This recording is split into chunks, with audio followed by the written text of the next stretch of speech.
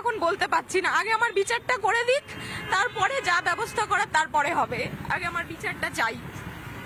স্বামীকে হারিয়ে এই মুহূর্তে প্রীতমের স্ত্রী এই কান্নায় ভেঙে পড়েছে, একেবারে তিনি কাঁদছেন, চোখের জল।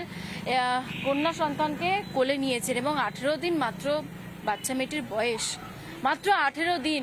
আর তার মাঝেই এই ঘটনা ঘটেছে এবং দুর্ঘটনার পর একটা সরকারি হাসপাতাল থেকে চোখ চুরি হয়ে যায়, আর সেই চুরিরই তদন্ত হোক বলছেন স্বামী হারিয়ে প্রীতমের স্ত্রী।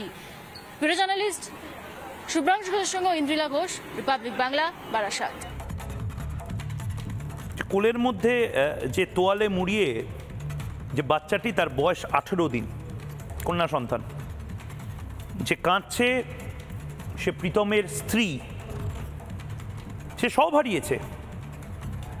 কিন্তু ইংরেজিতে একটা শব্দ আছে, ডিগনিটি অফ ডেথ। একটা সিনেমা বাঙালি খুব দেখেছিল, সদ্গতি বলে, সত্যজিৎ রায়ের সিনেমা, হিন্দিতে হয়েছিল। সেখানে প্রান্তিক সমাজের এক মানুষকে, সে মারা যাওয়ার পরে সেখানকার যে জমিদার বা সেখানকার যে উচ্চবিত্ত মানুষটি, সে দেহ ছোবে না বলে পায়ে দড়ি বেঁধে টানতে টানতে নিয়ে সদ্গতি করেছিল।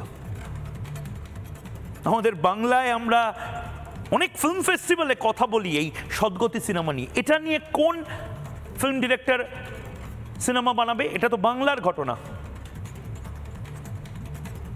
মৃত্যুর পরে মর্গেও আপনি সুরক্ষিত নন। অভয়া মেডিকেল কলেজের মধ্যে সুরক্ষিত ছিল না,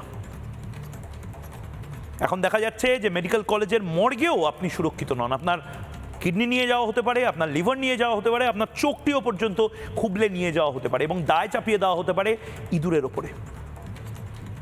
ভয় লাগছে? আমার ধারণা লাগছে না। কিন্তু যাদের চোখের অপারেশন হচ্ছে, যাদের পরিবারের নিকটাত্মীয় এই মুহূর্তে মর্গে শুয়ে আছে, তারা কি বলছে জানেন?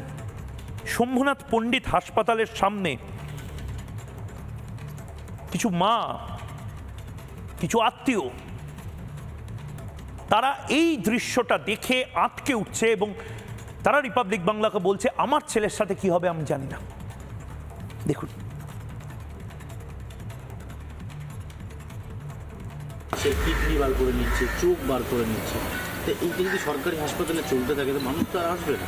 আপনারা কতটা চিন্তায় পড়েন যে এই ধরনের ঘটনা যখন সরকারি আসে? স্যার, আমার ছেলে তো চোখের অপারেশন কিছু করবেনি তো, ওই বড় গাড়ির টায়ার বাস্ট হয়ে ওই গিটি ঢুকে এই ছেলে অপারেশন করতে এক্ষুনি ঢুকছে। চোখ বার করে নেওয়া, কিডনি বার করে নেওয়া, এদের শাস্তি চান আপনারা? হ্যাঁ, অবশ্যই শাস্তি চাই। সবাই গরিব দুঃখীরা, তারা পয়সার অভাবে সরকারি হাসপাতালে আসছে কিসের জন্যে? সাহায্য, চিকিৎসার জন্যই তো আসছে। তারা সবাই সাহায্য পাক, তার জন্যে সবাই আশায় আসছে, কিন্তু তারা সেই আশ্বাস তো দিচ্ছে না।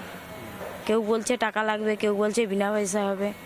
সবাই কি সমান? সেই রকমই আমরাও আসছি আশ্বাস নিয়ে, যেন ভগবান। সরকারি হাসপাতালে যারা গরিব মানুষ, তাদের যদি শরীর থেকে এই ধরনের বার করে নেয়, এরপর মানুষ আসবে এখানে?